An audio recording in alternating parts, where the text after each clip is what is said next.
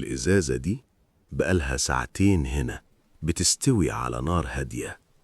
المية اللي جواها ما بقتش مجرد H2O. الحرارة بتعمل حاجتين في البلاستيك ده، بتكسر روابطه وبتخليه يطرد مواد كيميائية سامة جوه المية زي الأنتيموني ومواد تانية بتلعب في هرمونات جسمك. انت عطشان فبتشرب، المية طعمها متغير سنة، طعم بلاستيك دافي. الطعم ده هو طعم الخطر. انت بتشرب حساء بلاستيكي.